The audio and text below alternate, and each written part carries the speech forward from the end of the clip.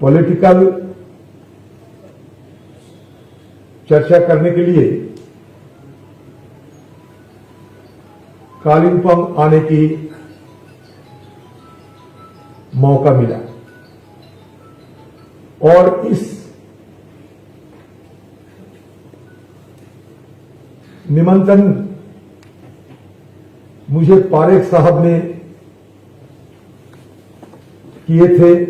बहुत दिनों से सुरेंद्र पारेख साहब ने मुझे बार बार ये कहते आते हैं कि एक बार आप कालिंपोंग में आइए, कुछ आपस में हम लोग चर्चा करेंगे। हासान साहब भी थे, तो मैंने पारेख साहब को यह कहा कि मुझे तो जाने में काफी दिलचस्पी है, आप समय तय करो, मैं मौका मिलते ही जरूर पहुंच जाऊंगा, मेरे लिए कोई चिंता नहीं। तो उन्होंने मुझे कह रहे थे कि हो सकता कि बहुत सारे बड़ा रैली हम नहीं कर पाएंगे, तो मैंने कहा कोई रैली या कोई दिखावे के लिए कोई अलग तरीके से करने की कोई जरूरत नहीं है।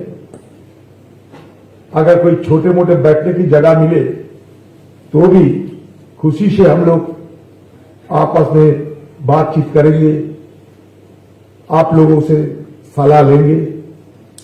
आगे कुछ करने के लिए मेरे लायक कुछ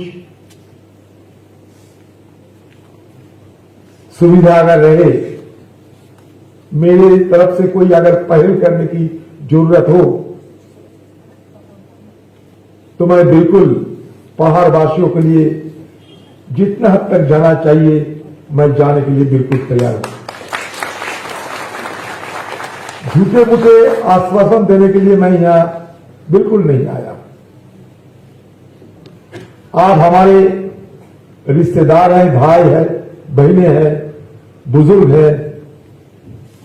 ये सारे वरिष्ठ नेतागण के सामने मैं अलग से और क्या बोल सकते हैं। हरका बहादुर साहब ने, तामांग साहब ने, सारे यहाँ के पहाड़ वासियों को जो भावना वो व्यक्त कर चुके हैं, उजागर हो चुके हैं। शर्मा साहब ने भी शुरू में सारे विस्तार रूप से अपने बात रखे। हरका बहादुर क्षेत्र में बहुत बड़ा नेता है यहाँ के, और बड़ा विधानसभा के अंदर हरका बहादुर क्षेत्र की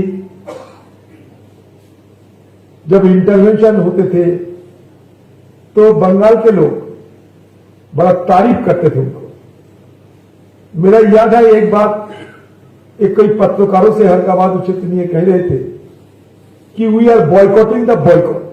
मुझे बड़ा अच्छा लगा ये बात। ऐसा कहा था ना हरका बहादुर जी? अच्छा, कोई अच्छा ये कहा था ना आपने? बहुत अच्छा लगा बात। बड़ा लिबरल मॉडरेट आदमी है, शिक्षित आदमी है, और उसके साथ साथ तामांग जी वो एक बड़ा फाइटर, सब जानते हैं। तो अगर फाइटर के साथ टीचर मिल जाए तो माहौल जरूर बदल जाएंगे। हरका बहादुर जी टीचर है, तामांग साहब एक फाइटर है। अगर दोनों मिल जाए और हम अब सब लोगों के लिए मान लीजिए खिदमतगारी करने के लिए तैयार है, और क्या करें। हमारे तरफ से जो जो साधन है, देखिए बंगाल में हम सत्ता पे गए हैं, दिल्ली में अभी तो नहीं है, आज की तारीख तक तो नहीं है, लेकिन सारे हिंदुस्तान में आम लोगों के बीच एक चर्चा आज हो रही है कि ये मोदी एंड कंपनी को सत्ता से बाहर करना जरूरी है। ये सारे देश में ये चर्चा है।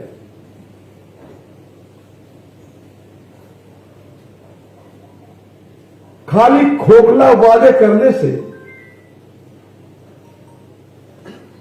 एक दो चुनावी लाभ मिल सकते हैं, लेकिन लोगों को निगाहों में आज नहीं तो कल ये पकड़ जाते। और ये मोदी जी के सारे खोखले वादे पहाड़ वासियों को पता हो चुके हैं। उन्होंने वादा किया था कि एक पहाड़ के लिए परमानेंट सॉल्यूशन निकालेंगे, आप लोगों को याद है। लेकिन आज तक ये परमानेंट सॉल्यूशन का मतलब क्या है किसी को नहीं पता। मोदी को पता है और उनके पार्टी को हो सकते पता है, लेकिन ये परमानेंट सॉल्यूशन पहाड़वासियों को इसका अंदर की मायने क्या है, ये चाहते क्या है, जरा से भी पता नहीं है पहाड़ के लोगों को। इनको गुमराह करके जीत तो हासिल कर लिए हैं, लेकिन आज ये सारे मोदी और उनकी कंपनियों को सारे चालाकी लोगों के सामने स्पष्ट हो चुके हैं। देखिए, कांग्रेस की पार्टी की तरफ से हम लोग आज तक ऐसा कुछ बात नहीं किया जिसको अनुपालन करने में बाद में हमें पीछे हटने पड़ी। ऐसा कोई वादा आज तक नहीं किया हम लोग। इसका जिक्र कर चुके हैं आप लोग कि राहुल गांधी जी के जमाने में काउंसिल बने, फिर 2011 साल में जीटीए की समय भी हमारे सरकारी थी।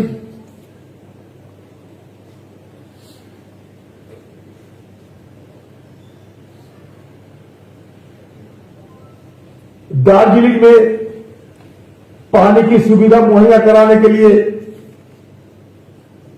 कांग्रेस के जमाने में क्या क्या कदम उठाए गए थे, सारे आप लोगों को पता है। आपको और जानकारी दे दे कि यूपीए के जमाने में हमारे स्वर्गीय सुभाष सिंह साहब, उन्होंने एक प्रस्ताव रखी थी कि दार्जिलिंग को 6 शेड्यूल की अंतर्गत लाना चाहिए। उस समय दिल्ली में बहुत बड़ा चर्चा हुई थी इस मुद्दे पे। कमेटी के सामने सारे बात रखे गए थे और आपको मैं बड़ी दावे के साथ कह सकता हूं कि ये 6 शेड्यूल यूपीए सरकार ने मान्यता दी थी, लेकिन बाद में ये 6 शेड्यूल को लेकर अंदरूनी मतभेद के चलते पहाड़ की जितने लीडर थे उन लोगों का भी मतभेद के चलते ये जमीनी हकीकत में तब्दील नहीं हुई। ये आप सबको जानकारी है। देखिए, दार्जिलिंग हम सबको प्यारा है। अगर किसी ने बाहर वाले लोग पूछते भी बंगाल क्या है, बंगाल का परिचय क्या है, तो हम लोग ये कहते हैं दीघा से दार्जिलिंग बंगाल है, इसका ये ज्योग्राफी है। और एक तरफ दरिया है और एक तरफ कंचनजंगा है, क्वीन ऑफ हिल्स है हमारे पास, ये हम कहते हैं। ये हमारा परिचय है। तो हम सब पहाड़वासियों को, दार्जिलिंग को बड़े सम्मान भी करते हैं, पसंद भी करते हैं।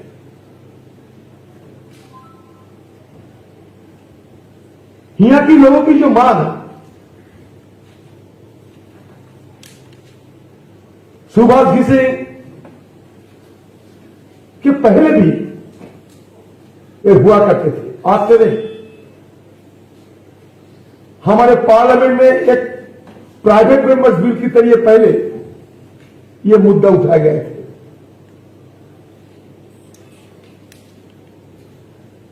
मुद्दा नाजुक है, इसका बहुत सारे पहलू है।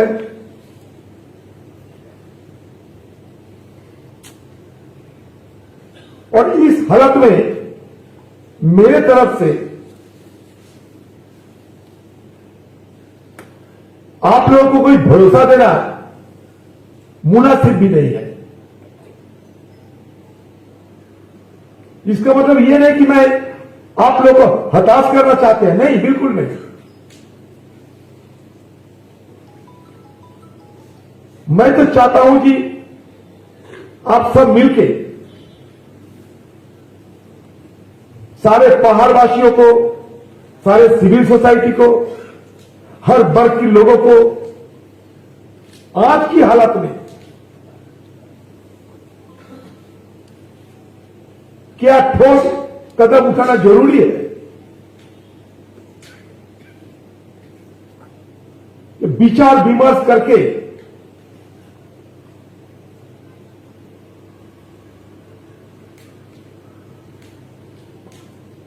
आपकी तरफ से कोई खाका बनाए जाए, कोई प्रस्ताव तय हो, तो मैं भी सारे मुद्दे को लेकर हमारे पार्टी की जो आलाकमान है उनसे जरूर बात करेंगे। और आप लोगों की नुमाइंदे ने, चलिए आपस में चर्चा करते हुए कोशिश तो करूंगा, कोशिश करने में कोई गलती नहीं है। मेरा जो अनुभव है, मेरा पार्टी कांग्रेस पार्टी जैसे कि हमारे तमाम सब कह रहे थे, नेहरू जी से लेकर सोनिया गांधी जी तक, यही हमारा इतिहास है। और हमारे गोरखा भाइयों की बहादुरी सिर्फ यहां नहीं, सारे दुनिया में काबिले तारीफ है, सब जानते हैं। जब प्रणब मुखर्जी साहब रक्षा मंत्री थे, उस समय मैं एक बार उनकी दफ्तर में गए थे, तो बातों बातों में प्रणब मुखर्जी साहब मुझे कह रहे थे कि अभी तुम सोच भी नहीं सकते कि हमारे गोरखा रेजिमेंट कितने बहादुर हो सकते, आपका सोच की बाहर है। मैंने कहा क्यों दादा, ऐसा क्यों बोल रहे हो? कहते कि आज मैंने आर्मी की ऑफिसरों के साथ कारगिल जंग की कुछ वीडियो देख रहे थे, कुछ फोटो देख रहे थे।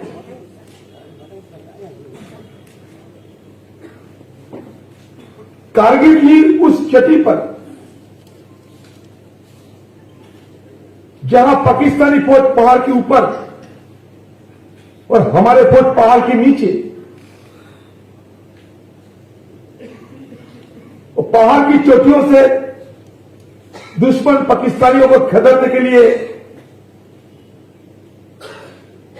आगे निकल रहे थे, तो हमारी फौजों के ऊपर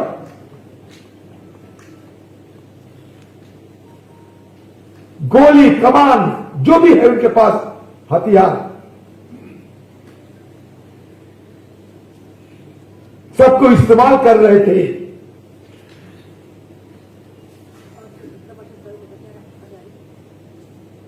लेकिन उसी हालत में भी एक दृश्य है कि जहां हमारे गोरखा फौजों ने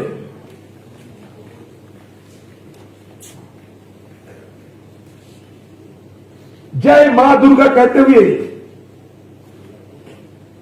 उन पे हमला बोल देते हैं और पाकिस्तानी फौजों ने संगीन लेते हुए पीछे भाग रहे हैं। ये दृश्य कभी नहीं देखा। उस हालत में पाकिस्तानी फौज को खदाकते हुए अपने जान गंवाने के बदले कारगिल की चोटी को कब्जा किया है। यही हमारे गोरखा रेजिमेंट की बहादुरी है।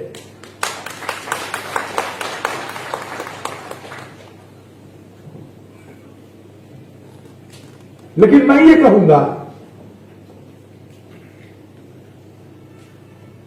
कि हमारे गोरखा भाइयों ने, जिसको ब्रिटिश जमाने में एक मार्शल रेस बताकर सिर्फ फौजों के लिए चुना गए थे, मैं उससे सहमत नहीं हूं। फौज तो जरूर है, लेकिन सिर्फ फौज के लिए गोरखा भाई नहीं है।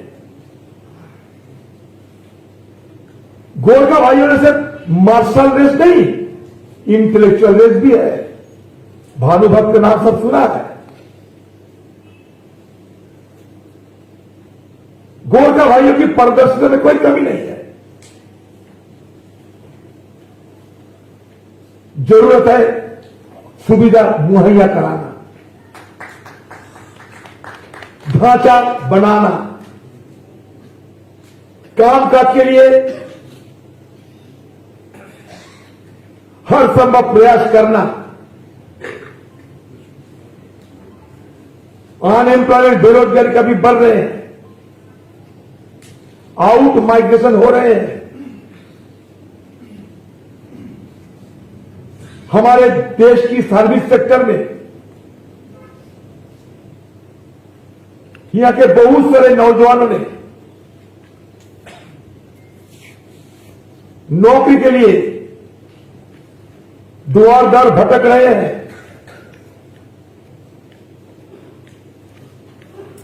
इन लोगों का बात कौन सुनेगा? ये कालिंपोंग देखिए, एक समय ये कालिंपोंग एक महत्वपूर्ण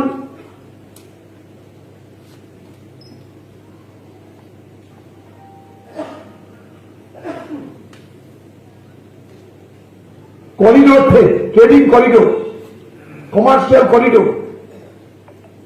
तिब्बत के साथ हमारा कारोबार चलते थे उस समय। जलेल पास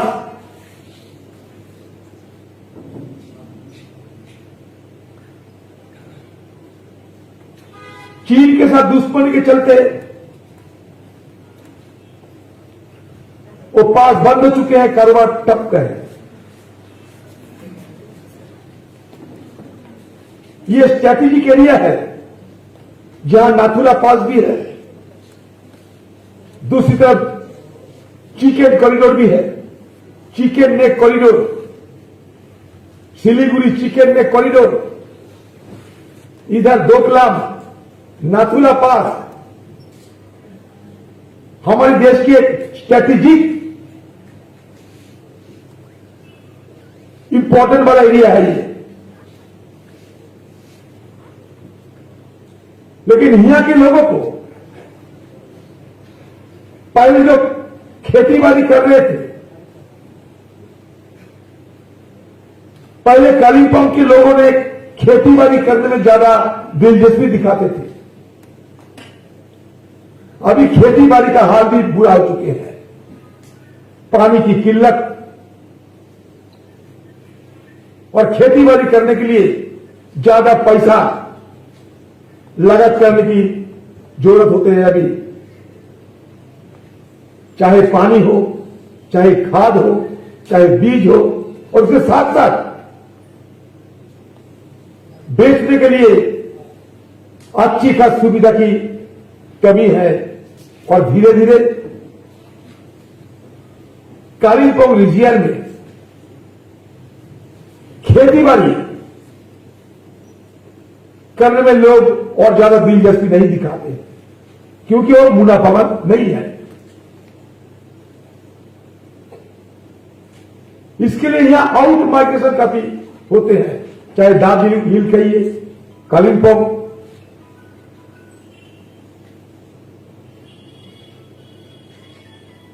बाहर के लोगों को ये सारे इतिहास के बारे में पता नहीं कि कहां सुगौली पैक्ट, कहां पितौलिया पैक्ट,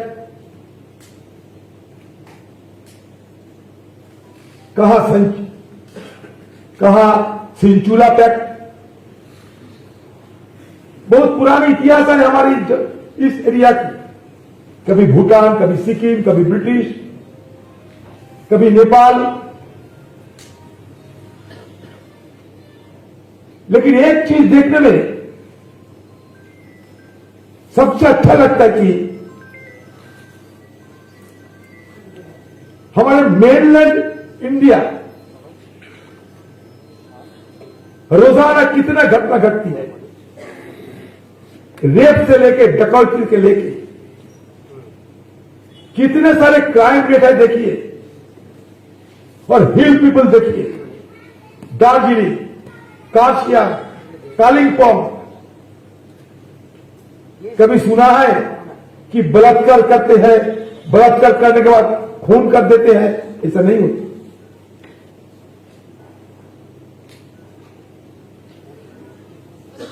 लड़ाई किए गए थे इस पहाड़ों में अपना हक मांगने के लिए, गोरखा लैंड मांगने के लिए, बाकी कुछ नहीं।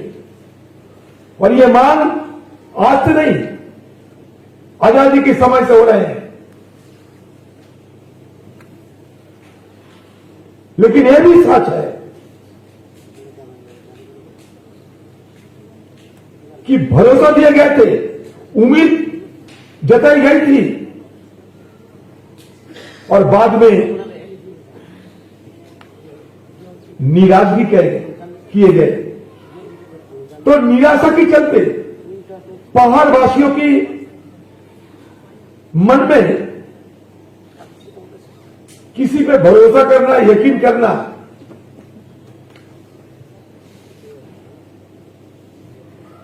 आसान नहीं होते हैं।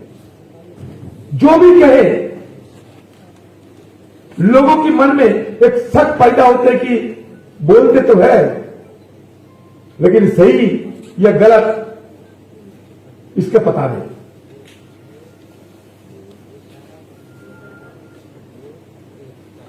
चुनाव आने के समय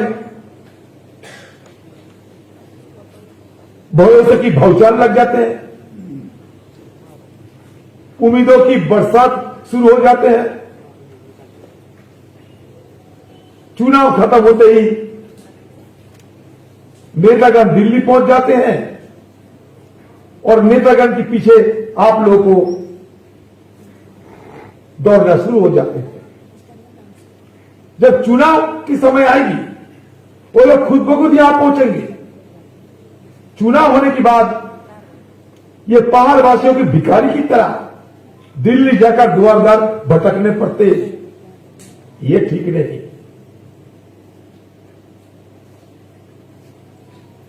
पहाड़ वासियों के साथ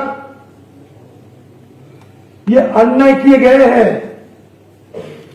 कहां गए बीजेपी पार्टी की वो वादा कि परमानेंट सॉल्यूशन कहते हुए एक धोखा की मायाजाल बनाए गए थे।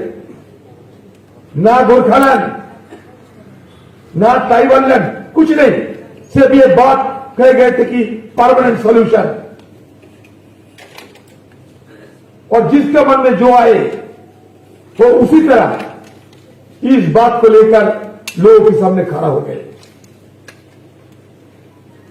लेकिन कहां है वो परमानेंट सॉल्यूशन? हमारे देश के प्रधानमंत्री की समय है कहां?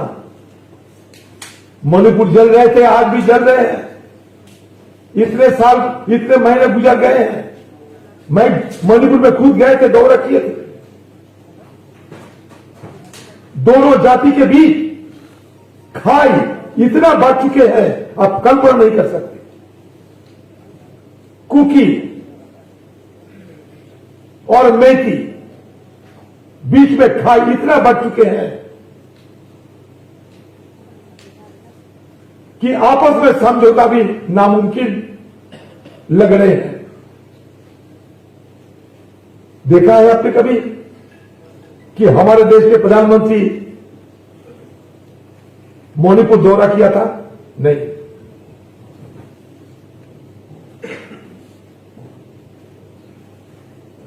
कुकी और मेथी दोनों के पास हजारों तादाद की आधुनिक हथियार मौजूद है।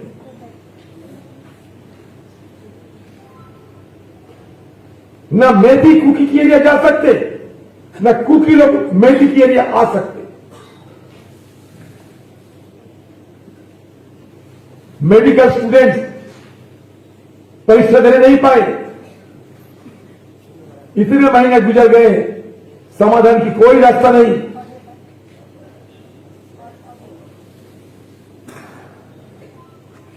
समाधान करने के लिए कोई ठोस कदम भी नहीं उठाए गए।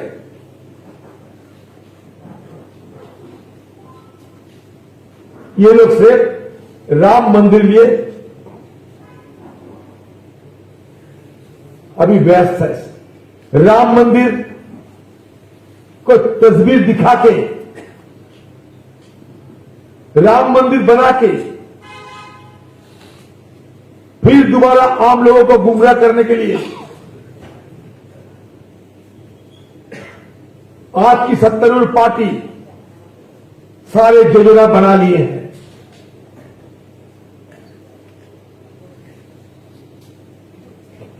राम मोदी के नहीं, राम देशवासियों की।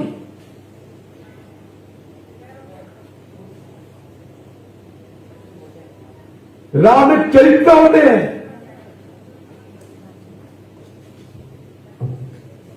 जहां लोगों के बीच कोई भेदभाव नहीं रहने वाला है। हर लोगों की सम्मान अधिकार जहां निश्चित रहते, उसी को राम राज्य कहे जाते हैं।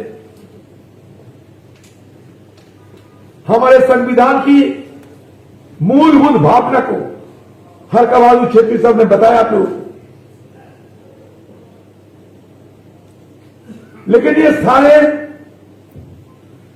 हमारे देश की मूलभूत जो भावना, इसको और विकृत करने के लिए और तोड़ मरोड़ करके अपने मुताबिक देश बनाने के लिए आज इस सरकार कवायद शुरू कर दिए हैं। मैं ये कहना चाहते हैं, राम सबका, वो ही राम जो दशरथ का बेटा, वो ही राम जो घर घर में लेटा, वो ही राम जगत पसेरा, वो ही राम सबसे न्यारा। राम सबका। बीजेपी राम को एक चुनावी उपकरण बना दिए हैं, इलेक्टोरल प्रोडक्ट। जहां जो भी उनको लगे धर्म के आधार पर, वो तुरंत उनको चुनावी उपकरण बना देते हैं। और कांग्रेस पार्टी और मोदी आने के पहले जितने साल ये देश थी, ये भारतवर्ष थी, मोदी का कहना है कि देश में कुछ नहीं, जो कुछ हो रहे हैं मोदी की अगुवाई में हो रहे हैं। इसलिए नारा क्या है? New India. इसका मतलब पहले जो इंडिया थी वो ओल्ड इंडिया, उसमें कुछ नहीं था, ना बिजली था, ना खेती बाड़ी थी, ना उद्योगपति थे, ना इंडस्ट्री थी, कुछ नहीं थी। जो कुछ हुआ है मोदी की जमाने में हुई है। इसलिए न्यू इंडिया, हर बात में पता चलेगा आपको कि हम कहां हैं, न्यू इंडिया में। न्यू इंडिया की स्वरूप क्या है पता नहीं, खुद मोदी को पता है। सत्ता पे आने का पहले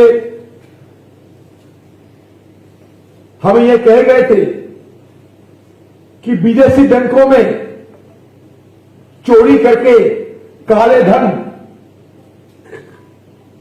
जमा किए गए हैं, सिर्फ मोदी आने की इंतजार। मोदी सत्ता पे आते ही सारे काले धन को वापस लिया जाएगा, सारे काले धन को वापस लौटा के, सिर्फ लौटा के ही नहीं, हम सबके बीच बांट भी दिया जाएगा। और हम सबकी अपने हिस्सा भी बताए गए थे। हम सबकी जेब में 15 लाख काले धन की हिस्सा के मुताबिक पहुंच जाएगा। सिर्फ एक बार मोदी को सत्ता पे लाया करो। सत्ता पे आए, आने के बाद जब पूछा गया उनकी पार्टी के लोगों को कि भाई 15 लाख कब आएंगे, तो पार्टी ने तो अमित शाह कह रहे थे वो तो चुनावी जुमला है। चुनाव जीतने के लिए बहुत सारे वादा किए जाते हैं, ये भी एक चुनावी जुमला है, इसमें लेने देने का क्या है।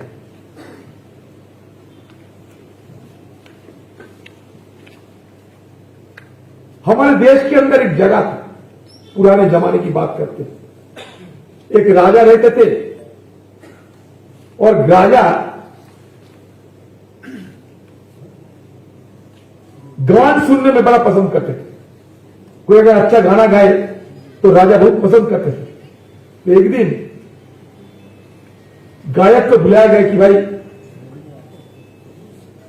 इस महफिल में गाना गाओ। गायक बड़ा गरीब थे, अपना घर में गए और पत्नी से पूछा कि भाई राजा आप बुला रहे हैं कि अच्छा अगर गाना हो उसके बदले में जो मांगे वो दे देंगे। तो पत्नी ने खुशी खुशी पति को, मतलब गायक को यह सलाह दी कि अब जाके बहुत अच्छा गाना पेश करो कि राजा के दिल और दिमाग खुशी से भर जाए। गायक ने हर संभव प्रयास करते अच्छा गाना सुनाया।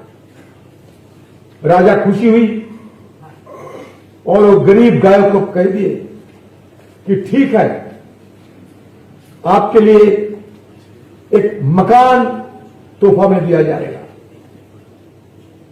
गरीब गायक, ना कोई घर थी, न जमीन थी, न कोई जायदाद थी। घर में तुरंत आए और पत्नी को यह कह कि देखो राजा ने मुझे बहुत बड़ा रहने के लिए आलीशान बांग्ला तोहफा में दे दिया। पत्नी को बहुत खुशी हुई थी।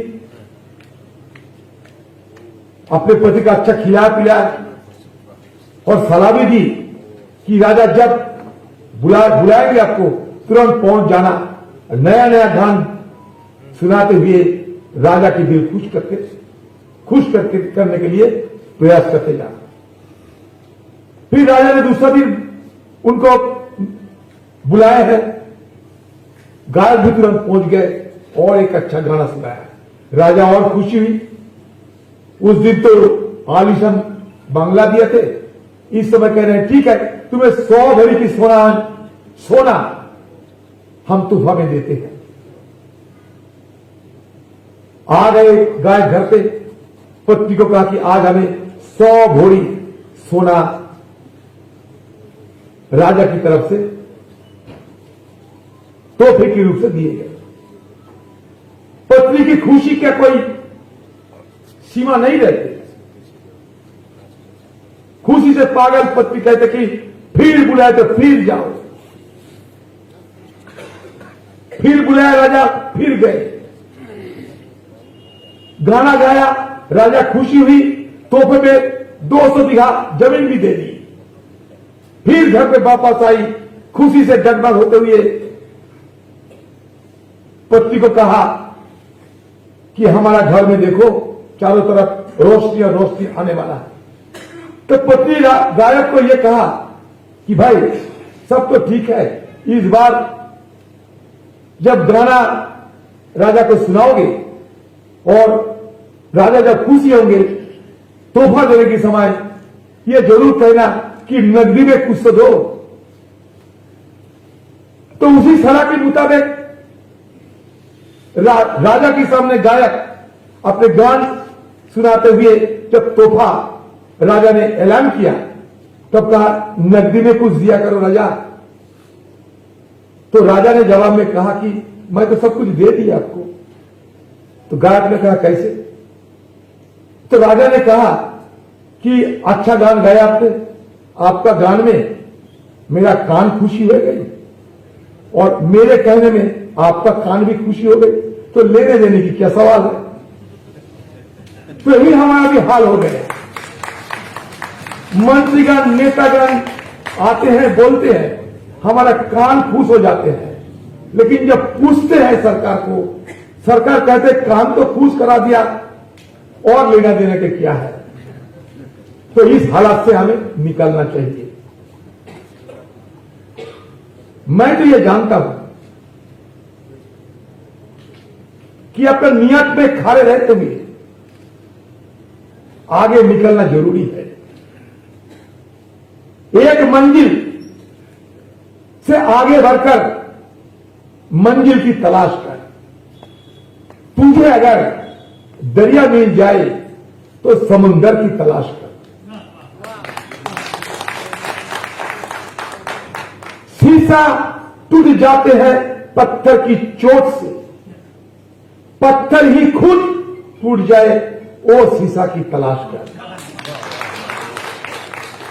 मैं सारे सदन में तहे दिल से कहना चाहते हैं कि अगर मुझ जैसे लोगों की चलते आप लोगों को रत्ती भर मांग हासिल करना संभव होगी तो मैं हर संभव हमारा कोशिश जारी रखेंगी, हमारे कोशिश जारी रखेंगे, ये वादा करते जाते हैं।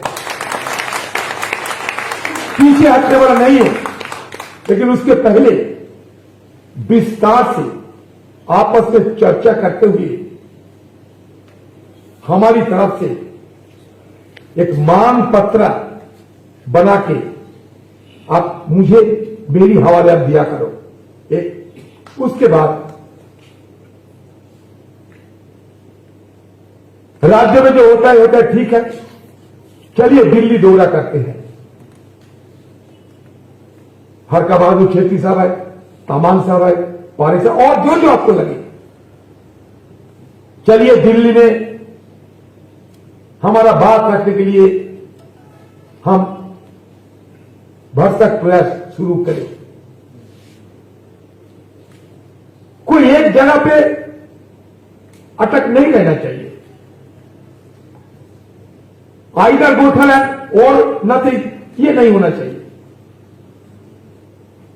बाकी और सारे समस्या तो है, और भी दिक्कतें हैं, सब कुछ मिला के एक चार्टर ऑफ डिमांड, चलिए ये हिल की तरफ से दार्जिलिंग कालिंपोंग सब मिला के, हालांकि कालिंपोंग को अलग डिस्ट्रिक्ट घोषित कर दिए गए, लेकिन सिर्फ डिस्ट्रिक्ट घोषित करने में कोई फायदा नहीं होते।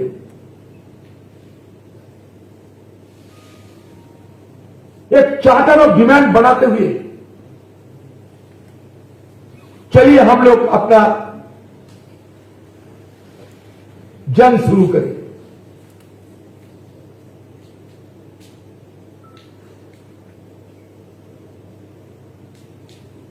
और मुझे लगता है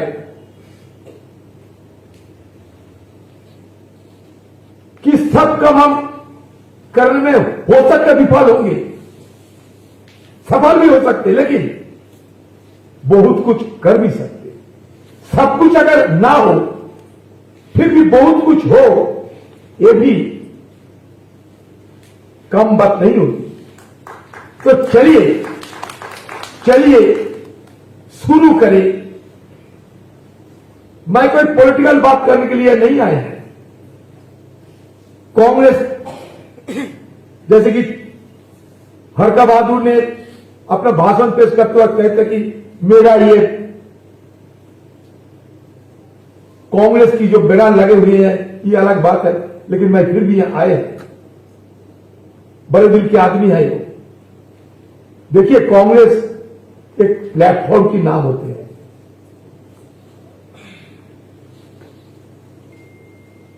जब कांग्रेस सरकार बनी, कांग्रेस पार्टी बनी थी 1876 में, 1886 में,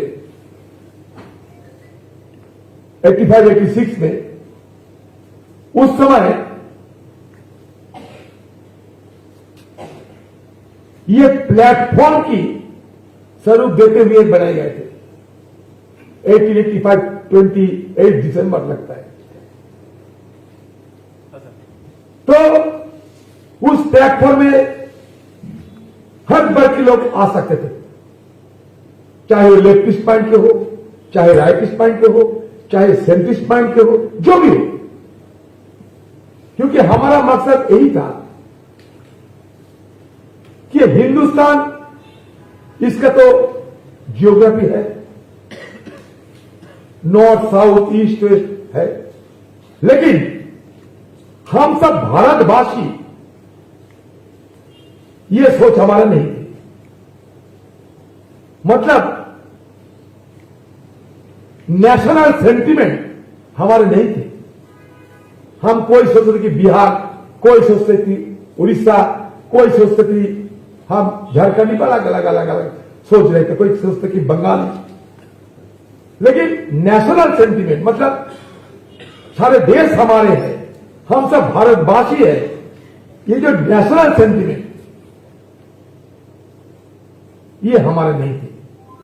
बिल्कुल मान के चलिए, इसके अलावा और कोई अलग मकसद नहीं थे। बड़ी खुशी हो रही है कि कम से कम कालिंपोंग में आकर आम लोगों को संबोधित करने के लिए, हमारे नेतागण को संबोधित करने के लिए कोई मौका तो मिले हमें। पैदल यात्रा करते समय दार्जिलिंग गए थे, छोटे मोटे मीटिंग भी किए थे, लेकिन कालिंपोंग में ये पहली बार मेरा ये दौरा, ये पहली बार संबोधित करने के मौका, ये वाला यादगार रहेंगे। और तमाम साहब ने कहा दार्जिलिंग जाने के लिए तमाम साहब जब बुलाओगे, एक फोन कॉल दूर में है, मैं आपसे सिर्फ एक फोन कॉल दूर में हूं, मैं जाने के लिए बिल्कुल तैयार हूं। मान के चलिए कि दिल्ली में आप लोगों के लिए मैं जैसे फौज खड़े हैं, आप सबके लिए, पहाड़वासियों के लिए मैं एक फौज की तरह दिल्ली में तैनात हूं। मान लीजिए आप मुझे तैनात किया दिल्ली में एक फौज की हैसियत से, मैं फौज की ड्यूटी निभाऊंगा।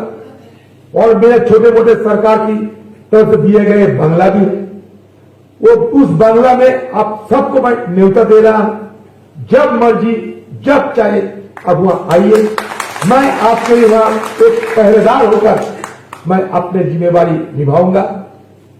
आप सबके साथ आज की इस महफिल में, इस जमावड़ा में हाजिर होते हुए मुझे कितना आनंद होते हैं, वो आनंद मैं यहां बयान नहीं कर सकते। लेकिन आप सबको मेरे तरफ से आभार प्रकट करते हुए, सबको मंगल कामना करते हुए मेरा नमस्कार, सलाम और प्यार मोहब्बत जो भी कहिए, आशीर्वाद देते हुए मैं अपनी वाणी को विराम देता हूं।